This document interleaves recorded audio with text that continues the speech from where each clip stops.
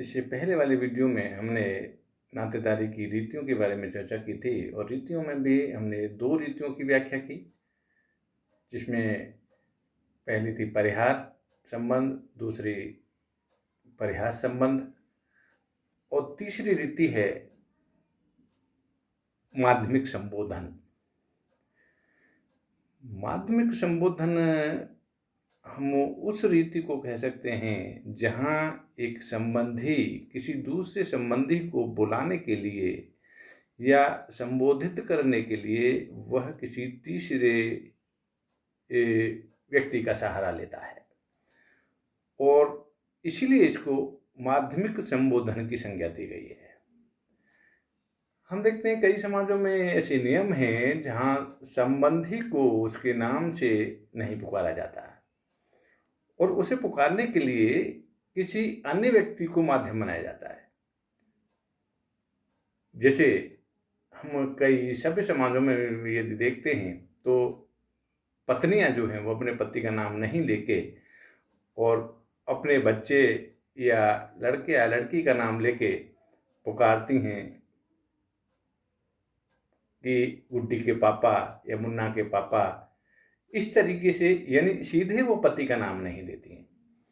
तो जहाँ तक इस रीति का जहाँ तक हम बात करें तो जनजातीय समाजों में भी तो ये माध्यमिक संबोधन की रीति हमें देखने को मिलती ही है, लेकिन सभ्य समाज में भी यह रीति हमें देखने को मिलती है। अब इसके कारण की जहाँ तक हम बात करें तो चाहे उसके पीछे कारण कई रहे हों, कुछ भी रहा हो, चाहे वो अंधविश्वास हो, चाहे और कोई कारण रहा हो।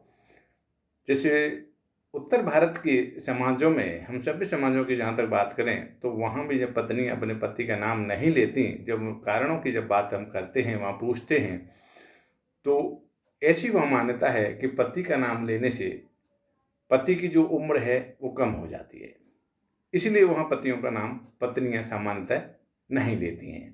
तो इसको हमें कह सकते हैं कि एक अंधविश्वास है और अंधविश्वास के तहत ही ये पत्नियां जो हैं वह पति का नाम नहीं लेती हैं।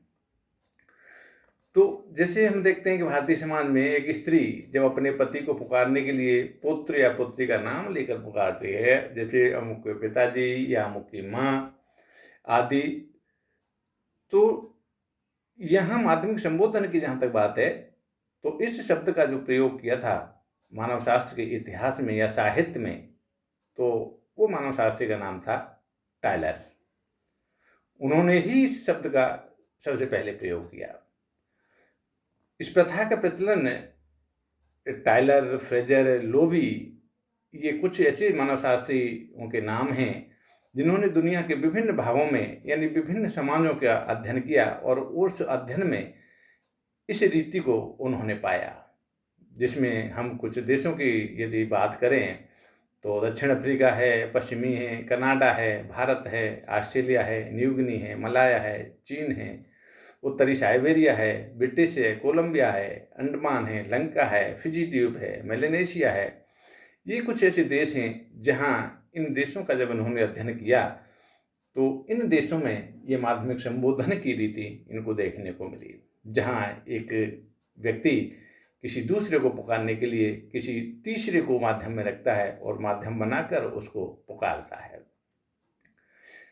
जहाँ तक कारण की हम बात करें तो टायलर ऐसा मानते हैं कि माध्यमिक संबोधन की रीति की जो उत्पत्ति है वह मात्र सत्तात्मक परिवारों के माध्यम से हुई है और ऐसे परिवारों में वे कहते हैं कि स्त्रियों की प्रधानता होती है, सर्वोच्च सत्ता होती है, पति वहाँ बाहर का व्यक्ति माना जाता है, उसकी परिवार में उच्च स्थिति के हम कह सकते हैं कि स्त्री की बराबर नहीं होती है या स्त्री के समान नहीं होती है, उसकी वहाँ स्थिति स्त्री से निम्न समझी जाती है, अतः उसे द्वितीयक संबंधी माना जाता है और इसलिए स्त्री उसे पुकारने के लिए यानी इसका सीधा नाम नहीं लेके वह बच्चों को माध्यम बनाती हैं और फिर उसको संबोधन करते हैं। और इस रीति का ही जब विस्तार हुआ तो कई समाजों में उन्हें ऐसा भी देखने को मिला कि जब पत्नियां या पति का नाम नहीं लेती हैं तो कई पति भी अपनी पत्नियों का फिर नाम नहीं लेते और वो भी फिर यानी बच्चों के संबोधन के माध्यम से पत्नी का पुकारते हैं। लेकिन यहीं हम लोभी की बात करें तो वे टायलर के इस मत से सहमत नहीं। वे ऐसा मानते हैं कि यदि मातृ सत्तात्मक परिवार ही इस प्रथा का कारण हो तो ऐसी दशा में पितृ सत्तात्मक परिवारों में इसका प्रचलन क्यों होता है। वास्तव में इस प्रथा के प्रचलन के अन्य कारण भी हो सकते हैं। वे कहते हैं कि कुछ समाजों में इसका कारण स्त्रियों की निम्न सामाजिक स्थिति, तो कुछ अन्य समाजों में पुरुषों की निम्न स्थिति देखने को मिलती है। कई समाजों में विकसित भाषा का अभाव भी है एवं वहाँ शब्दों की कमी भी है। तो शब्दों की कमी की होने के कारण उनके पास में इतनी यानी शब्द का भंडार नहीं है, और शब्दों का भंडार नहीं होने के कारण वह किसी माध्यम से उनको पुकार लेते हैं, क्योंकि उनके लिए पर्टिकुलर कोई संज्ञा उनकी यानी कह सकते हैं भाषा में नहीं है। तो हम ये कह सकते हैं कि इसके कारण भी पृथक पृथक हो सकते हैं और विभिन्न संबंधियों के पुकारने के लिए विभिन्न विभिन्न संज्ञाओं का यानी की कमी ने इस प्रथा को जन्म दिया है। अगली रीति के बारे में हम कह सकते हैं नंबर 4 देखें तो मातुलीय व्यवस्था, या इसको मातुल व्यवस्था भी कहा जाता है। मातुल व्यवस्था वह व्यवस्था होती है जब सभी संबंधियों की तुलना में कोई व्यक्ति भांजे एवं भांजी को ज्यादा महत्व देता है, तो उस व्यवस्था को मातृ व्यवस्था कहा जाता है। यदि हम इस प्रथा के बारे में देखें तो यह प्रथा मातृसत्तात्मक परिवारों में पाई जाती है, जहां मामा अपने भांजों भांजियों के जीवन में प्रमुख स्थान रखता है। और हम कह सकते हैं कि वहां पिता से अधिक वहां भांजा और भांजियों के प्रति मामा का उत्तरदायित्व ज्यादा होता है। वहीं भांजों की वफादारी पर मामा का विशेषाधिकार होता है। संपत्ति मामा से भांजे को हस्तांतरित होती है। भांजे पिता की बजाय मामा के लिए कार्य करते हैं। इस प्रकार यदि सभी पुरुष संबंधियों की तुलना में मामा का भांजे एवं भांजियों के लिए सर्वप्रथम स्थान हो, तब उस प्रथा को मातुल्य या मातुल व्यवस्था कहा जाता है। और मामा की ऐसी सत्ता की मातुल सत्ता के नाम से पुकारते हैं।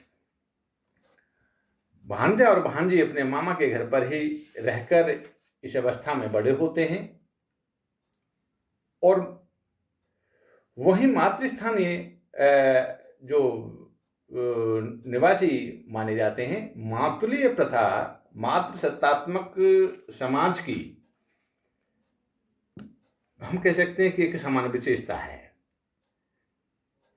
और यदि यह प्रथा किसी पितृसत्तात्मक परिवार में पाई जाती है तो वह पूर्ववर्ती प्रधान सामाजिक संरचना है का ही एक हम कह सकते हैं कि वह अवशेष होता है। इस प्रकार का एक उदाहरण हमको कैलिफोर्निया के सीरी इंडियन में जनजाति में देखने को मिलता है। उसी प्रकार से हैदा तथा ट्रोबेंडिया जनजाति में जब बच्चा 10-12 वर्ष की आयु प्राप्त कर लेता है तो उस लड़के को अपने मामा के घर भेज दिया जाता है। वहीं वह मामा की सेवा करता है। वह मामा के गोत्र, जादू, धर्म और संपत्ति आदि का हम कह सकते हैं कि उत्तराधिकारी होता है।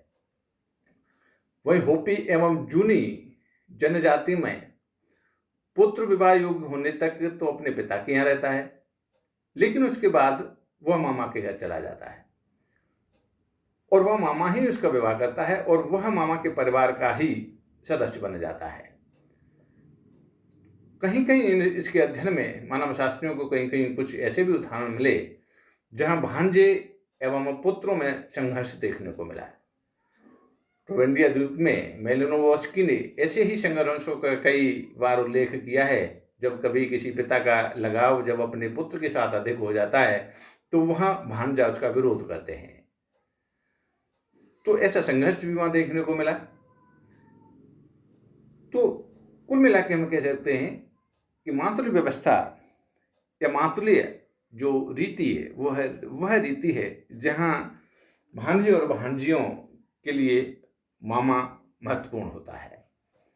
मामा ही उनका सब कुछ होता है। मामा की जो संपत्ति है वो भांजा भांजियों की ओर जाती है, और कह सकते हैं कि मामा की वह भूमिका महत्वपूर्ण होती है बजाय पिता के। तो ऐसी जहाँ व्यवस्था है उसको मातृ व्यवस्था कहा जाता है। अब आगे पांचवी जो रीति है वो है पितृत्व श्रेय।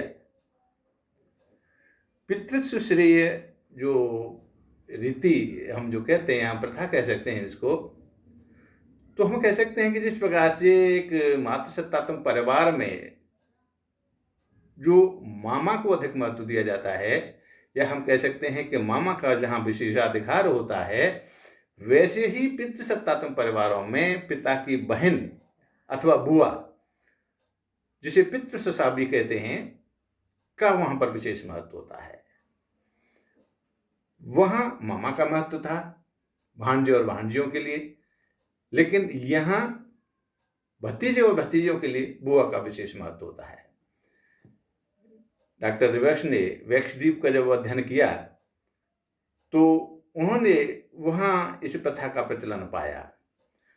वहाँ बुआ ही भतीजे के लिए कह सकते हैं कि विवाह की व्यवस्था करती है या वधू की व्यवस्था करती है, वधू ढूंढती है।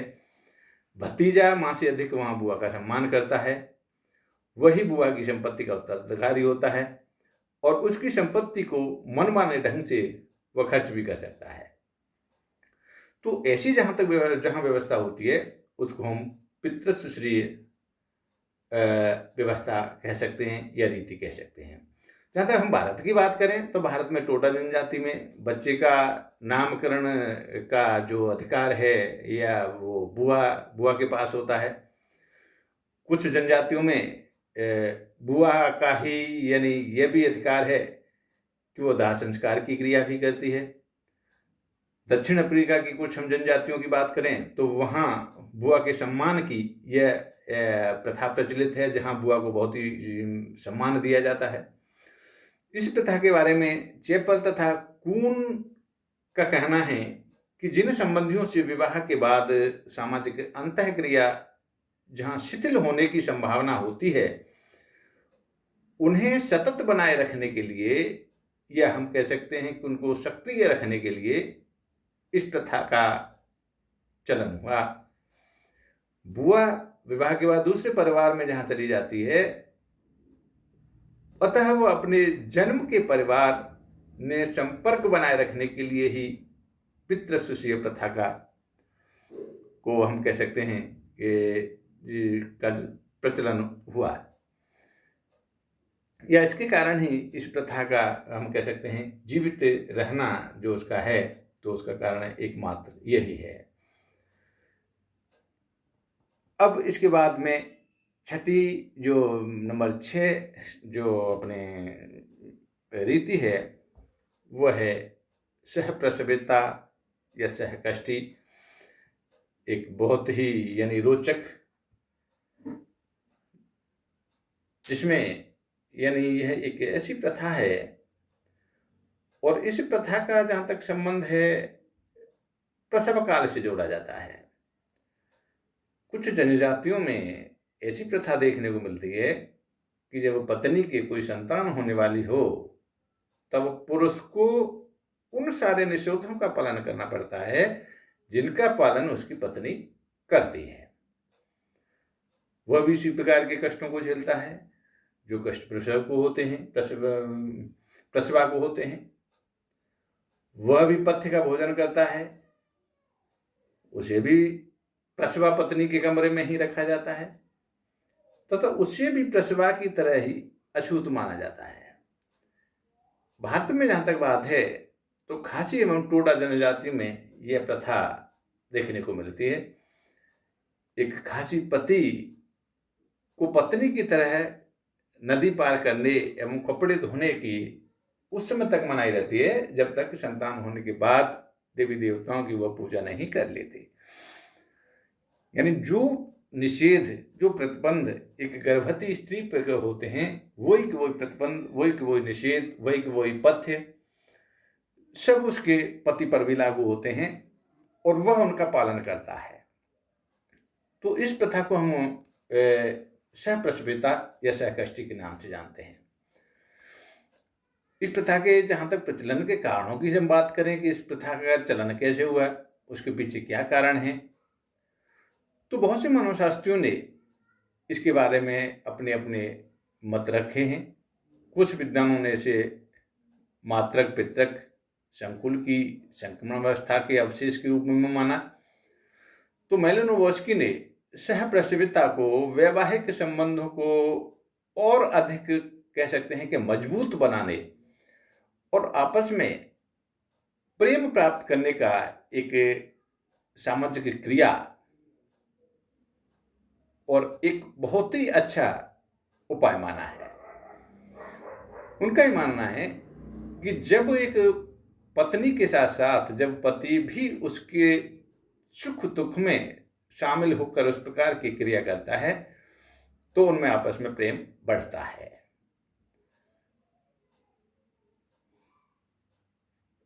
जहां तक कुछ विद्वान इसकी मनोवैज्ञानिक व्याख्या भी करते हैं और वे मानते हैं कि इससे पति पत्नी में परस्पर प्रेम का विकास होता है। पत्नी को यह जानकर मानसिक संतुष्ट होता है कि उसका पति भी उसके कष्ट में हिस्सेदार है और वह भी उसके कष्ट को महसूस कर रहा है। कुछ लोग ये भी कहते हैं कि प्रसव के समय स्त्री के शरीर में कुछ रासायनिक क्रियाएं जो होती हैं जो उसके आसपास के वातावरण को प्रभावित करती हैं, जैसे जिस कमरे में वह रहती है उसमें रहने वाले अन्य व्यक्ति भी बीमार हो जाते हैं। अतः सहप्रसविता की रीति अंधविश्वास पर नहीं वरन एक हम कह सकते हैं कि ठोस तथ्य पर आधारित है। यद्यपि इस बात को कुछ सीमा तक ही स्वीकार किया जा सकता है, हम नहीं कह सकते कि ये बात बिल्कुल सही है, किंतु फिर भी इसे पूर्ण सत्य के रूप में भी नहीं माना जा सकता। एक हम ये भी कह सकते हैं कि एक अंधविश्वास के रूप में भी जनजातियों में प्रथा का प्रचलन है। उनमें इस प्रकार के यानी अंधविश्वास हैं, ऐसी उनकी मान्यता है कि जहाँ एक प्रसव वाली जो महिला है और जहाँ उसको प्रसव पीड़ा जो हो रही है तो उसके साथ जब उसका पति भी प्रसव पीड़ा का जो नाटक करता है तो वो कुछ प्रेत आत्माओं को हम कह सकते हैं कि बुरी आत्माओं को या बुरी हवाओं को वह एक